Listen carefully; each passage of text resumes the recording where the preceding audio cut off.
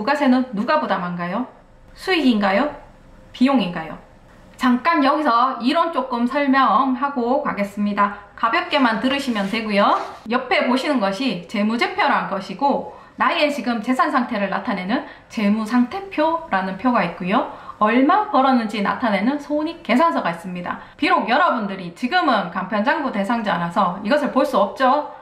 매출액이 올라가가지고 이제 복식부기 의무자 되면은 이 표를 의무적으로 만들어야 되는 이런 대상자가 됩니다. 옆에 표는 살짝만 보시고요. 재무제표의 요소에는 5가지가 있습니다. 자산, 부채, 자본, 수익, 비용입니다. 자, 그러면 부가세는 재무제표의 5요소 중 어디에 해당될까요? 여러분들이 대부분은 수익 또는 비용이라고 생각하실 텐데요. 이게 어떤 곳에서 나타나냐 하면은 사업 오래 하신 분들도 매출 얼마예요? 물어보면은 부가세 포함하고 말씀하십니다. 뒤로 가서 보시면 이 그림은 최종 소비자와 판매자와의 거래에 대한 현금 흐름입니다. 사업자는 100만원짜리 물건을 팔고 최종 소비자로부터 110만원의 돈을 받고요. 10만원은 세무서에 납부합니다. 자, 보세요. 사업자 입장에서 손해본 거 있습니까? 이익인 거 있습니까? 부가세 누가 부담했죠? 최종 소비자가 부담합니다. 그러면 사업자 입장에서 부가세 무엇일까요? 잠시 보관해 두는 돈일 뿐입니다. 최종 소비자에게 받은 돈 잠시 보관했다가 세무서에 그대로 납부하게 되는 거죠. 이것을 회계적으로 예수금이라고 하고요. 부채로 나타냅니다. 그리고 부가세 부담은 최종 소비자가 하고요. 납부는 사업자가 하죠. 이렇게 진짜 세금을 부담하는 사람과 납부하는 사람이 다른 세금을 간접세라고 하고요. 여기서 실제로 세금을 부담하는 자를 담세자라고 하고요. 직접 납부하는 자를 납세자라고 합니다. 만약에 진짜 부가세 부담을 사업자가 한다면 우리가 입고 먹고 사용하는 물품의 부가세는 왜 내는 거죠? 자, 진짜 사업자가 부가세를 부담하는 게 아니고 사업자가 대신 전달해주는 역할을 하는 것 뿐이니까 최종 소비자가 부가세를 부담하는 것입니다. 자, 이번에는 사업자 사이에서 일어나는 거래입니다. 사업자 1이 사업자 2에게 매입, 즉 물건을 사옵니다. 사업자 2로부터 100만원짜리 물건을 부가세 포함해서 110만원을 주고 사옵니다. 그리고 세무서로부터 부가세 10만원을 환급받게 됩니다. 사업자 1 입장에서 부가세는 먼저 준 돈일 뿐이고요. 나중에 부가세 신고 시 매출세액에서 공제되는 금액이 됩니다. 여기서 또 1년에 한 번 정도는 꼭 이런 질문 하시는 분들이 있어요. 매출은 따로 세무서에 납부하고 매입은 따로 세무서에서 환급해주냐, 이런 질문을 하는데 번거롭게 왜 그렇게 하죠? 매출세액에서 매입세액 차감한 나머지만 정산하면 되죠. 세무서에서 웬만하면 돈 안 줍니다. 다만 매출세액에서 매입 세액을 차감한 부분이 음의 숫자라면 환급이 되는 거죠. 회계적으로는 부가세, 예수금, 선급금 이렇게 나타내는데 결국은 사업자 입장에서 보면 아무것도 아닌 거거든요. 물론 조금씩 예외는 있는데 큰 논리는 동일합니다. 자, 그래서 일반 사업자에게 부가세는 수익과 비용이 아닙니다. 다음 장 넘어가 보시면 세금 계산서에도 여러 가지 종류가 있습니다. 모르면 다 똑같이 보이고 다 똑같이 들립니다. 자, 전자세금 계산서, 종이세금 계산서, 전자계산서, 계산서가 있는데 전자세금 계산서 같은 경우에는 여러분들이 홈택스에서 들어가서 발급하는 게 그게 전자세금 계산서고요. 종이를 이용해서 수기로 발행하는 게 종이세금 계산서입니다. 보시면 앞에 전자세금 계산서는 전자라고 적혀 있지만 종이는 없죠? 그리고 전자계산서와 계산서가 있는데 우선 계산서는 면세사업자가 발행하는 것으로 보면 됩니다. 부가세가 없죠?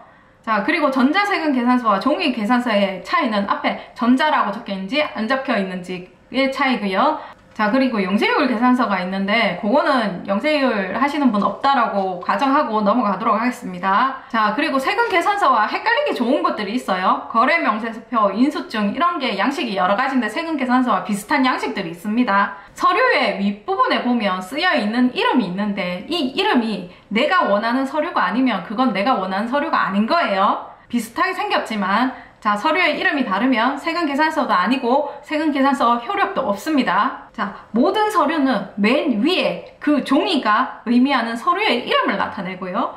금융기관이든 법원이든 4대 보험공단이든 가든지 맨 위에 보시면 그 서류의 이름이 적혀 있습니다. 이 종이도 보시면 부가세 신고서라고 적혀 있고요.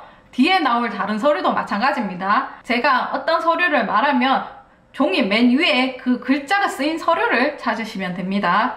자, 부가세 신고서는 2장으로 구성되어 있습니다.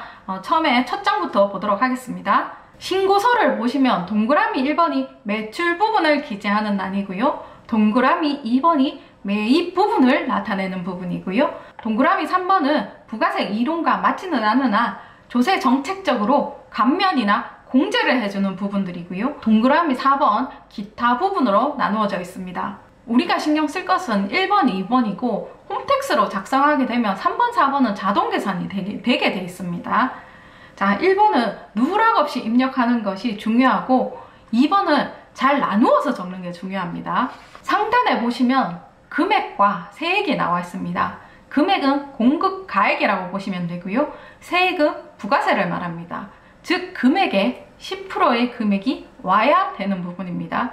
그리고 작은 숫자들이 여기 있죠. 제가 앞에 몇 번이라고 이야기하면 이 번호를 이야기하는 것으로 생각하시면 됩니다. 동그라미 1번 매출 부분을 먼저 살펴보도록 할게요. 그래서 과세와 영세가 나누어져 있고요. 예정신고분, 대손세 가감으로 나뉘어져 있습니다. 여러분들은 영세 사업자가 아니고 과세 사업자이기 때문에 영세율 부분은 신경 쓰실 필요 없습니다. 그리고 예정신고 누락분, 대손세 가감 부분은 거의 일어나지 않기 때문에 신경 쓰실 필요 없습니다. 따라서 여러분들이 신경 쓸 건 딱 한 개, 과세 부분, 이 부분만 잘 나눠서 적으시면 됩니다. 근데 여기서도 필요 없는 게 있죠. 2번 매입자 발행 세금 계산서, 이 부분 역시 실무적으로 잘 일어나지 않는 부분이기 때문에 생략합니다. 자, 그래서 여러분들은 1번 세금 계산서 발행분, 3번 신용카드 및 현금 영수증, 4번 기타 부분만 신경 쓰면 되겠습니다. 자, 그리고 동그라미 2번 부분 매입 영역을 한번 보도록 하겠습니다. 매입 입력하는 부분은 매출을 입력하는 것보다 조금 어려울 수 있거든요. 근데 설명 잘 듣고 나면 이것도 그렇게 어려운 부분 아니니까는 한번 잘 들어보시고요. 자, 여기서 매입은 매출하고 조금 다른 것이, 매출은 과세 기간, 즉 1월부터 6월까지 그리고 7월부터 12월까지 발생한 모든 매출을 신고서에 기재하는 대상이 됩니다. 매입은 카드나 현금 영수증, 세금 계산서를 받았더라도 부가세 불공제 되는 부분이 있기 때문에 그 부분은 다 빼셔야 되고요. 요거는 제가 다른 영상에서 설명을 이미 했고요. 그리고 매입 세금 계산서 분부도 매입 세금 계산서를 받았더라도 공제 대상이 아닌 것은 세금 계산서 수취본에 입력은 하지만 다시 공제받지 못할 세액에 차감되어 버리는 거죠. 자, 여기서 제가 한 개 더 강조드릴 것은 카드나 현금 영수증 매입 같은 경우에 불공제 사항이다 이러면 아예 입력을 하시지 마시면 되고요. 세금 계산서를 받았는데 불공제 사항이다 그러면은 세금 계산서 수취분에는 그 금액을 올려주시고 아래에서 차감하는 형식으로 나타냅니다. 자, 매입 부분 동그라미 2번 부분에서 입력해야 될 부분만 한번 보겠습니다. 10번, 11번, 14번, 16번입니다. 세금계산서 수취분이라고 있죠, 여기에. 이 부분은 세금계산서를 받은 금액을 기재를 하시면 됩니다. 근데 세 가지로 나누어져 있습니다. 10번, 10-1번, 11번으로 나누어져 있는데 여기서 10-1번은 딱 봐도 우리가 할 게 아닌 것 같죠? 넘어가시면 됩니다. 자, 결론적으로 이 칸은 무엇을 의미하는가? 내가 받은 세금계산서를 다 여기에 넣되 일반 매입과 고정자산 매입으로 나누어 적어라 이 말이거든요. 자, 여기서 또 일반 매입이 뭔지 고정자산 매입이 뭔지 설명해 달라 하시는 분들이 있을 것 같아 가지고 예를 들어 한번 설명을 해 보도록 하겠습니다. 일반 매입 같은 경우에는 내가 연필을 사서 연필을 팔아요. 도소매죠. 그러면 연필 매입 같은 경우에는 일반 매입이고요. 내가 연필을 포장하는 기계를 샀다 그러면 그거는 기계는 고정자산 매입이 됩니다. 고정자산의 예를 보면 기계장치, 건물 비품, 비품 중에서도 한 200-300 되는 뭐 프린트나 뭐 에어컨 냉장고 이런 거고 100만 원 이하는 안 하셔도 될 것 같습니다. 자, 이거 어떻게 입력을 하는지 제 예를 한번 들어볼게요.